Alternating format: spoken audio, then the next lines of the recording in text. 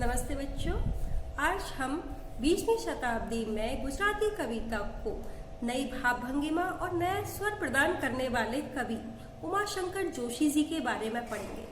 जोशी जी का जन्म 1911 ईस्वी में गुजरात में हुआ। भारतीय संस्कृति और भारतीय परंपरा से ये बहुत गहरा लगाव रखते थे, इसीलिए इन्होंने कालिदास के अभिज्ञान शाकुंतलम और भवभूति के उत्तर रामचरित का गुजराती भाषा में अनुवाद किया। इनकी कविताएं एक ओर प्रकृति के माध्यम से अनुपम सौंदर्य से परिचित कराती हैं, तो दूसरी ओर हमें कर्म करने के लिए प्रेरित करती हैं। इनकी कविताओं में सामान्य जनजीवन बड़ी ही सादगी के साथ, बड़ी सरलता और प्रभावशीलता के साथ दिखाई देता है। गुजराती साहित्य को समृद्ध बनाने में इनका अमूल्य योगदान रहा है। यहाँ हम इनकी दो कविताएं छोटा मेरा खेत और बगुलों के पंख पढ़ेंगे। इन दोनों कविताओं का अनुवाद रघुवीर चौधरी और भोला भाई पटेल के द्वारा किया गया है। छोटा मेरा खेत कविता में कवि ने खेती की तरह ही कवि कर्म को माना है। जैसे खेत होता है, उसी तरह से कागज का एक चौकोर टुकड़ा जिसमें कवि किसी भावनावश अपने विचार का बीज बोता है, और वह बीज उस कवि की कल्पना से विगलित होकर के, यानी अपने अस्तित्व को नष्ट करके, एक अंकुर के रूप में, शब्द के रूप में सामने आता है। और यह इस तरह से जो कवि कर्म के द्वारा जो साहित्य बनता है, वह खेती के बाद उत्पन्न अन्न से की तुलना में बिल्कुल अलग होता है, क्योंकि अन्न तो कुछ समय के बाद खत्म हो जाता है, लेकिन साहित्य कालजयी होता है, वह कभी भी खत्म नहीं होता। उसका जो रस है वह अक्षुण्ण होता है। दूसरी कविता बगुलों के पंख के माध्यम से कवि ने प्रकृति के मनोहर रूप सौंदर्य का वर्णन किया है। तो आइए शुरू करते हैं। छोटा मेरा खेत, यह कविता उमाशंकर जोशी जी द्वारा लिखी हुई है और इसका गुजराती भाषा से हिंदी भाषा में अनुवाद रघुवीर चौधरी जी ने किया है। छोटा मेरा खेत चौकोना, यहाँ पर कवि कर्म की तुलना खेती से करता है। वह कहता है कि जैसे खेत चौकोर होता है, चार जिसके कोने होते हैं, ऐसे खेत की तरह ही कवि के पास भी एक खेत होता है, यानी एक सादा पन्ना। उस पन्ने के भी चार कोने होते हैं। कागज का एक पन्ना जिसके चार कोने होते हैं, और वह उसमें एक किसान की तरह से बीज रोपता है। अब बीज कैसे? कोई अंधड़ कहीं से आया, क्षण का बीज वहां बोया गया। तो यहाँ कवि कह रहे हैं कि जैसे ही कोई अंधड़, अब यहाँ अंधड़ से तात्पर्य है भावनात्मक अंधड़, यानी कोई विचार एकदम से हृदय में आया, या फिर कोई समस्या कवि ने देखी समाज में, या फिर कोई कुरीति देखी, कोई कुप्रथा देखी जिसका कवि विरोध करना चाहता है, या फिर कोई बहुत ही प्यारा सौंदर्य देखा, तो यहाँ पर कवि के हृदय में, कवि के मन में, कवि की बुद्धि में जो अंधड़ आता है, ये मानसिक भी हो सकता है, बौद्धिक भी हो सकता है और रागात्मक भी हो सकता है। तो एकदम से कोई विचार आया और उस एक क्षण में वह विचार का बीज बोया गया, वह अभिव्यक्ति का बीज वहाँ पर बोया गया उस कागज में। कल्पना के रसायनों को पी बीज गल गया निशेष। और जिस प्रकार खेत में लगातार कुछ द्रव्य, कुछ रसायनों के द्वारा वह बीज गल जाता है, उसके बीज का जो बाहर का आवरण होता है वह निशेष यानी पूरी तरह से गल जाता है, और उस बीज में से फिर अंकुरण बाहर आने लगता है। इसी तरह से जो विचार का जो बीज एक कागज के पन्ने में बोया गया था, उस विचार के बीज को कल्पना के रसायनों के द्वारा वह बीज बिल्कुल गल गया। अब यहाँ गलने से तात्पर्य है कि कवि के मन का जो अहंकार था, देखिए अहंकार कभी भी किसी भी कार्य में सृजनशीलता या रचनात्मकता नहीं आने देता, लेकिन यहाँ बीज के गलने से तात्पर्य है कि मन का अहंकार दूर हो गया पूर्ण रूप से, और कविता में कल्पना का समावेश हुआ। कल्पना के द्वारा कवि अपने विचारों और भावों को और भी अधिक खूबसूरती से, जीवंतता से, प्रभावशीलता से अभिव्यक्त करता है। शब्द के अंकुर फूटे और इस सारी प्रक्रिया में शब्द के अंकुर फूटने लगे। उस कागज के पन्ने पर शब्द बिखरने लगे। पल्लव पुष्पों से नमित हुआ विशेष, और वह कागज अब कोरा कागज नहीं रहा, बल्कि उस कागज पर पल्लवों से यानी नई नई कोपलें फूटने लगी, नई नई कलियां आने लगी, पुष्प खिलने लगे, और मानो वह कागज और भी ज्यादा नमित हो गया। नमित यानी झुकना, विनम्र होना। तो यानी कवि अपनी रचना के द्वारा और भी ज्यादा विनम्र हो जाता है। कवि की जो रचना आती है वह उसके अंदर के अहंकार को दूर करके उसे और अधिक विनम्र बनाती है। हुआ विशेष, और वे शब्द मिलकर के कुछ विशेष अर्थ व्यक्त कर रहे हैं, कुछ खास बन गए हैं। यानी किसी भी कविता में वर्णमाला के ही शब्द होते हैं, वर्णमाला के वर्ण होते हैं, लेकिन वो शब्द आपस में मिलकर कुछ विशेष बना देते हैं, यानी कुछ नया, कुछ मौलिक रूप दे देते हैं। झूमने लगे फल, रस अलौकिक, अमृत धाराएं फूटती, रोपाई छड़ की, कटाई अनंतता की, लुटते रहने से जरा भी नहीं कम होती।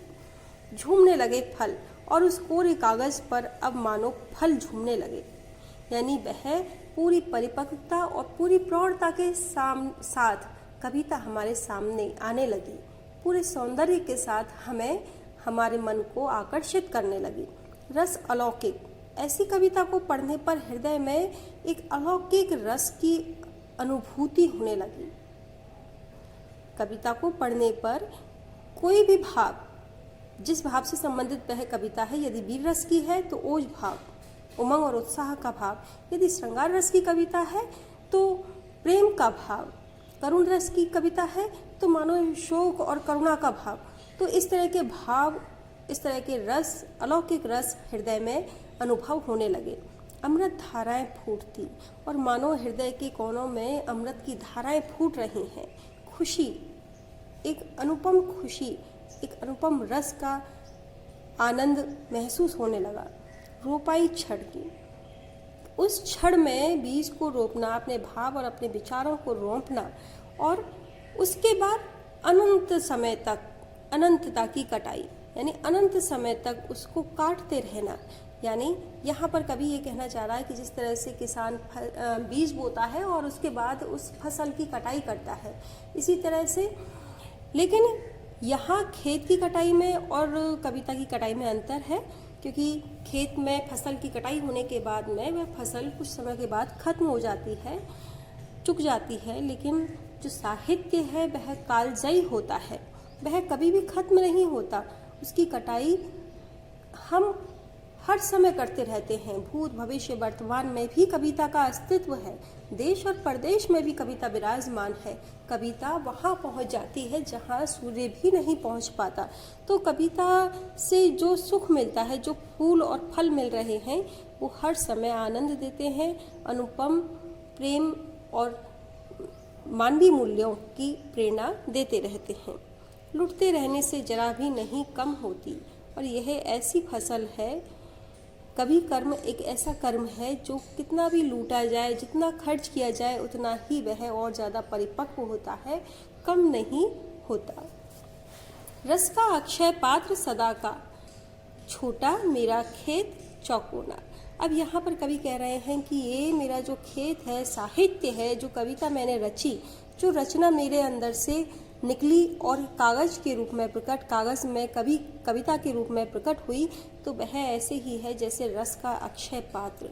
इस पात्र से सभी आस्वादन करते हैं, लेकिन यह पात्र कभी भी रीता नहीं होता, कभी भी खत्म नहीं होता, क्योंकि कविता का आनंद शाश्वत है। तो यहाँ पर बड़े ही अच्छे ढंग से कवि ने अपनी बात कही है और कल्पना के माध्यम से रचना के कर्म को अभिव्यक्त किया है। यहाँ पर पूरी कविता में सांग रूपक अलंकार है, क्योंकि खेत के रूप में कागज के एक पन्ने को दिखाया गया है, बीज के रूप में विचार को दिखाया गया है, कल्पना के रूप में रसायन को दिखाया गया है, और अंकुर मानो शब्द हैं। तो यहाँ पर हर जगह रूपक है, इसलिए सांग रूपक अलंकार है। कहीं कहीं पर अनुप्रास अलंकार भी दिखाई देता है, जैसे पल्लव पुष्प, तो यहाँ पे पैवर्ण की आवृत्ति हुई है। और इसी तरह से हम और भी कहीं देखें, जैसे यहाँ हमको देखना पड़ेगा कि वर्णों की आवृत्ति कहाँ हो रही है। जैसे गल गया में गै वर्ण की आवृत्ति, तो यहाँ पर भी अनुप्रास अलंकार है। खड़ी बोली हिंदी है, तत्सम शब्दावली का प्रयोग किया गया है और प्रतीकात्मक शैली है। और यहाँ पर बिंब जो है, दृश्य बिंब कवि ने लिया है। आगे बढ़ते हैं। बगुलों के पंख, यह कविता, इस कविता का अनुवाद गुजराती भाषा से भोला भाई ने किया है। बगुलों के पंख कविता हमें प्रकृति के सौंदर्य और प्रकृति के करीब जाने का मौका देती है। तो यहाँ कवि कह रहे हैं कि नभ में पाती बंधे बगुलों के पंख, चुराए लिए जाती वे मेरी आँखें। तो यहाँ कवि कहना चाह रहा है कि आकाश में पंक्ति में जाते हुए, हमने देखा हुआ अनेक बार कि आकाश में जब पक्षी उड़ते हैं तो एक पंक्ति में जाते हैं, और कई बार तो धनुष के आकार में उनकी पंक्ति होती है। तो पंक्ति बंधे हुए बगुलों के पंख दिखाई दे रहे हैं, यानी एक सफ़ेद रंग की जो आकार संरचना ऊपर आकाश में दिखाई दे रही है। चुराए लिए जाती वे मेरी आँखें, और ऐसा लग रहा है जैसे वे मेरी आँखों को चुरा कर ले जा रही हैं, यानी कवि सम्मोहित हो गया है। चुरा कर ले जाना यानी कवि की जो चेतना है वो सम्मोहित हो गई है, कवि की नज़र वहाँ से हटती नहीं है, उस दृश्य को लगातार कवि देखना चाहता है। कजरारे बादलों की छाई नभ छाया, और उस आकाश में जहाँ काले काले बादलों की मानो छाया छा रही है, आकाश में ऐसा लग रहा है मानो कजरारे बादलों की, काले काले बादलों की एक छाया छा रही है। यहाँ अनुप्रास अलंकार है। तैरती सांझ की सतेज श्वेत काया, तैरती सांझ की। अब वो जो पक्षियों की, बगुलों की जो पंक्ति दिखाई दे रही है, उसे देख करके ऐसा लग रहा है जैसे संध्या की तेजस्वी श्वेत काया आसमान में तैरती हुई दिखाई दे रही हो। जैसे संध्या की तेजस्वी श्वेत यानी सफ़ेद रंग की काया यानी शरीर आसमान में तैरता हुआ दिखाई दे रहा हो। तो यहाँ पर अनुप्रास अलंकार है और मानवीकरण अलंकार यहाँ पर व्यक्त हुआ है। हौले हौले जाती मुझे बांध निज माया से।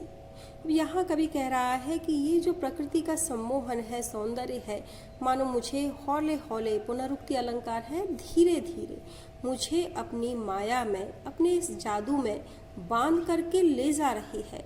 यानी मैं तो इसमें ऐसे खो गया कि जैसे किसी ने मुझ पर कोई जादू कर दिया हो, अपनी माया से मुझे बांध लिया हो। उसे कोई तनिक रोक रखो, अरे ये बगुले कहीं चले नहीं जाएं, मैं इनको देखते रहना चाहता हूँ कुछ क्षण जमकर एकटक। तो कोई उसे तनिक यानी जरा रोक रखो, अरे कोई इन्हें जरा रोको, ये निकल नहीं जाए। यह तो चुराए लिए जाती मेरी आँखें, देखो ये कैसे मेरी आँखों को चुरा करके ले जा रहे हैं, कैसे मैं एकटक इन्हीं की तरफ देखता रहा हूँ, कोई और कुछ देखने का मन नहीं कर रहा है। नभ में पाती बंधी बगुलों की पाखें, नभ में पंक्तिबद्ध बगुलों की ये पंख हैं। तो यहाँ पर कोमल कांत पदावली का प्रयोग किया गया है और भाषा में एक ध्वन्यात्मकता है, नादात्मकता है, साहित्यिक खड़ी बोली है और तत्सम प्रधान भाषा है। धन्यवाद।